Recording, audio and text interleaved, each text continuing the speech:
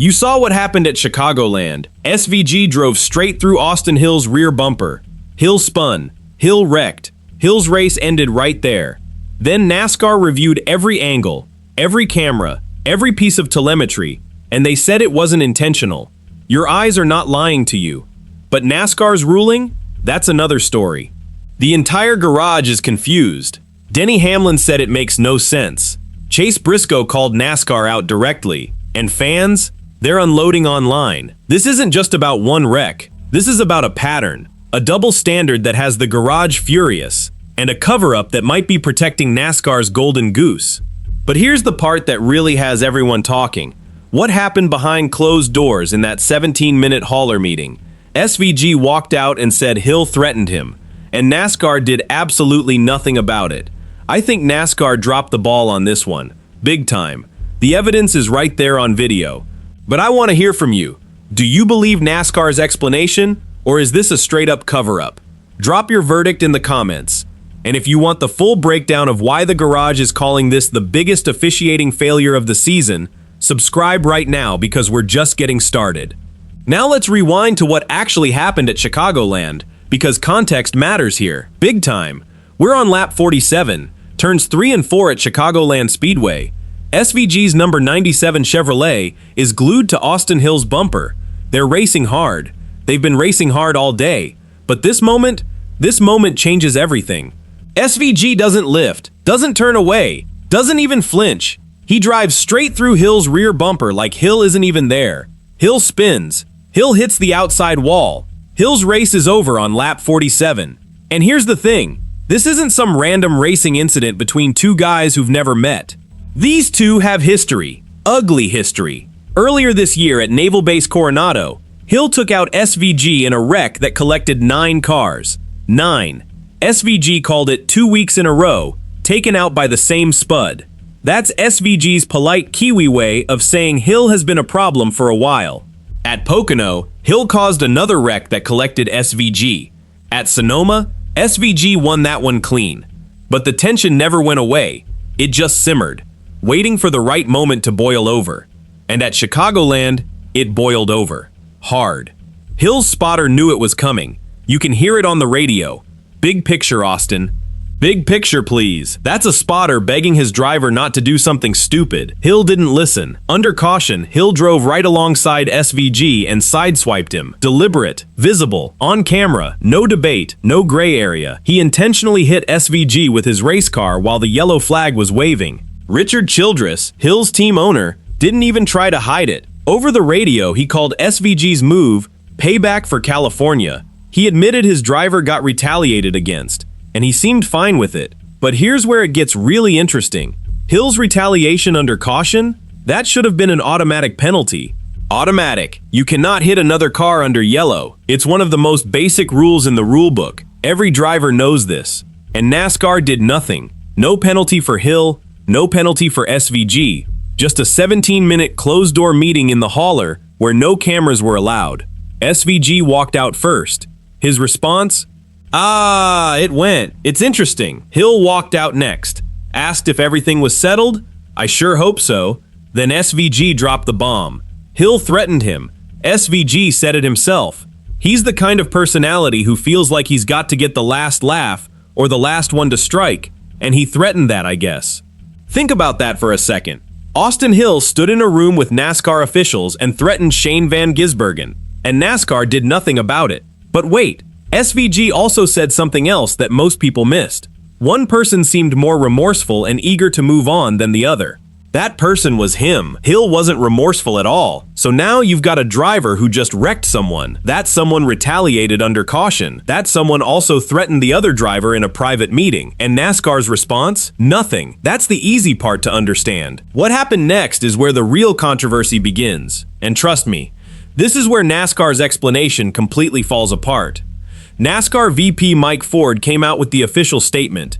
He said officials reviewed everything: the camera angles, the in-car footage, the radio communications, the timing data, and they found nothing that indicated the incident was 100% intentional and penalty-worthy. Read that line again. 100% intentional. Not 80%. Not 90%. 100%. So according to NASCAR's logic, if you wreck someone, but it's only 95% intentional, you get a pass. You have to literally admit it on camera for them to penalize you. Think about how absurd that standard is. If a driver turns left into someone and says, "Oops, my hand slipped," does that make it an accident? Of course not. But that's the loophole NASCAR created here.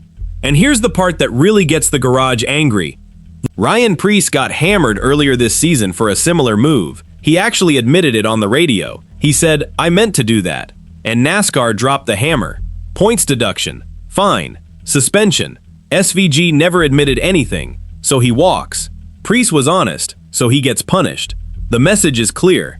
If you're going to wreck someone, just lie about it. Deny everything, and NASCAR will let you off the hook. Chase Briscoe didn't hold back. He called out NASCAR management directly. Everybody knows you're lying about it. That's a driver publicly accusing the sanctioning body of covering something up. That doesn't happen every day. And Denny Hamlin, he was genuinely confused. If you are ruling that it's not intentional, but saying it has to stop, then you are saying they had the choice to wreck each other. I got a little confused on that one. Hamlin is pointing out the contradiction that everyone sees. NASCAR said it wasn't intentional, but also told them it has to stop. If it wasn't intentional, why does it need to stop? If it was just a racing incident, why the warning? The mixed messaging is destroying NASCAR's credibility. But here's where the real conspiracy starts. And this is the part that fans are absolutely not buying. SVG is NASCAR's golden goose right now. He's the international superstar, the guy who brings in casual viewers, the guy who wins on road courses and makes highlight reels. The guy who makes NASCAR look like a global sport instead of just an American one. Do you really think NASCAR wants to penalize him? Do you really think they want to drop him in the standings and hurt their own ratings? SVG is sitting 14th on the chase grid. He's only 30 points above the cut line. If NASCAR had penalized him, even just a few points, he could have dropped out of the playoff picture entirely. That would be terrible for TV ratings. Meanwhile, Hill isn't even eligible for Cup Series points. He's just filling in as RCR's second driver. He has nothing to lose. Absolutely nothing. So NASCAR had a choice. Penalize their marketable star and risk losing viewers. Or protect him and let Hill take the hit. They chose the easy way out. Fans see this. They're not stupid. They know exactly what happened. The social media firestorm has been brutal. Disgrace. That's what fans are calling Hill after the Coronado wreck. Double standard. That's what they're saying about NASCAR's ruling. Everybody knows you're lying about it. That's Chase Briscoe's message to NASCAR management. And the worst part? NASCAR's own Mike Forde admitted the problem. He said when they bring drivers to the hauler but don't penalize them, it causes questions on social media. Causes questions? That's the understatement of the year. Fans aren't just asking questions. They're accusing NASCAR of a cover-up. And honestly, can you blame them? That's what everyone's talking about right now. But the scariest part of this whole situation? It's not over. Not even close. SVG has everything to lose. He's fighting for a chase spot. Every point matters, every position matters, and now he's got a target on his back. Hill has nothing to lose. He's not even in the points race. He can afford to race aggressively. He can afford to retaliate. He can afford to do whatever he wants because there are no consequences. That's a dangerous combination. One driver with everything on the line, another driver with absolutely nothing to lose, and a grudge that goes back years. SVG said Hill threatened him in the hauler. He said Hill is the kind of personality who feels like he's got to get the last laugh or the last one to strike. Hill didn't deny it. He just said, "We'll see what happens moving forward." That's not the answer of someone who's ready to move on. That's the answer of someone who's planning something, someone who's waiting for the right moment. And here's the thing about NASCAR's ruling. It just sent a dangerous message. SVG wrecked Hill and got away with it. No penalty, no fine, no suspension. Just a warning. So what's stopping him from doing it again? What's stopping anyone from doing it again? If all you need is a warning, why wouldn't you take the chance? NASCAR created a monster with this ruling. They've shown the entire garage that you can intentionally wreck someone, deny it, and walk away clean. The only requirement is that you don't admit it on camera. And the fans, they're watching, they're angry, they're suspicious, and they're not buying any of this. The comments are filling up with accusations. NASCAR is protecting their star. SVG is too valuable to penalize. They don't want to lose the international audience. These aren't just casual fans saying this. These are diehards, the people who watch every race. The people who buy the merchandise. The people who keep this sport alive, and they feel betrayed. But here's the part that nobody is talking about, the part that might change everything. Remember that 17-minute hauler meeting? The one where Hill threatened SVG? What else happened in there? What did NASCAR actually say to both drivers? SVG said he left confused. Hill said, NASCAR, let us know what we need to do moving forward. But neither of them said what the actual warning was.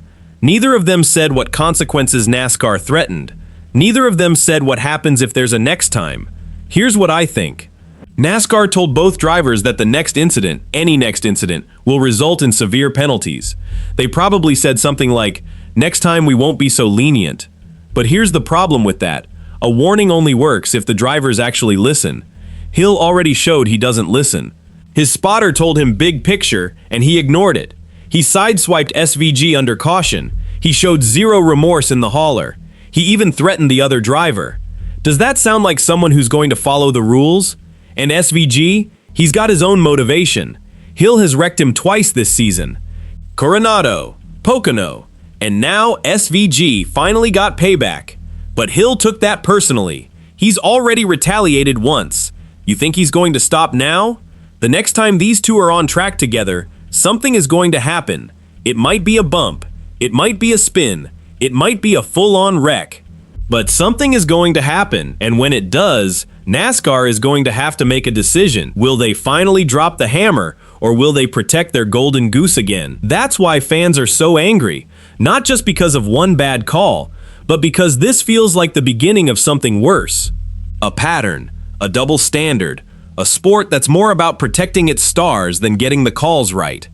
Think about the message this ruling sends to young drivers coming up through the ranks. If you're good enough, if you're marketable enough, if you bring in enough viewers, you can get away with anything. The rules don't apply to you, not really. And if you're just a fill-in driver, if you're not a star, you get punished for the same things that stars get a pass for. That's not racing, that's show business. And fans came for racing. The garage knows it, the fans know it. Even some of the drivers are saying it out loud. This isn't just about SVG and Hill. This is about the integrity of the sport. When Denny Hamlin is confused by your ruling, you have a problem. When Chase Briscoe is calling you out publicly, you have a problem. When Ryan Preece is pointing out the double standard, you have a problem. When thousands of fans are calling you a liar, you have a big problem. But here's the thing. This story isn't going away. The next race is coming. SVG and Hill will be on track together again. The cameras will be watching. The fans will be watching. And if anything happens, even a small bump, the internet is going to explode. NASCAR bought themselves a temporary silence with that hauler meeting, but it's not going to last. The moment these two are within 10 feet of each other on track, the tension is going to boil over. Hill has nothing to lose. He's already shown he'll retaliate. He's already shown he doesn't care about the consequences.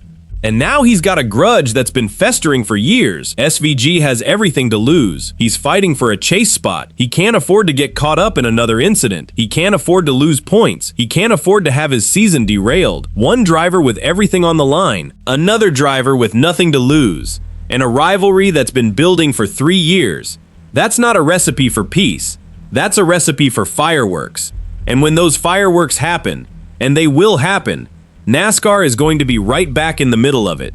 They're going to have to make another ruling. They're going to have to answer more questions. And if they protect SVG again, the backlash is going to be even worse. Because fans aren't buying it now. Imagine how they'll feel if NASCAR protects him twice. The clock is ticking. The next race is coming. SVG and Hill are going to be on track together again. And when they are, the entire NASCAR world is going to be watching. So here's my final thought, and I want to hear yours. NASCAR had a chance to get this right. They had the video, they had the telemetry, they had the radio communications, they had all the evidence they needed. And they chose to say it wasn't intentional. They chose to protect their star. They chose to send a message that you can get away with anything as long as you deny it. Fans aren't buying it. The garage isn't buying it. Even some of the drivers aren't buying it. So I ask you directly, was that wreck intentional? Did SVG mean to put Austin Hill in the wall? And did NASCAR get it wrong? I'm asking you because your opinion matters. This is your sport, your passion, your time, and you deserve better than this. Drop your verdict in the comments right now. I'm reading every single one. And if you want to stay on top of what happens when SVG and Hill hit the track again, subscribe to this channel. Turn on notifications, because the next time these two race, you're gonna want to be here when it all goes down, because SVG got away with it this time. But Austin Hill, he's not the kind of guy who forgets.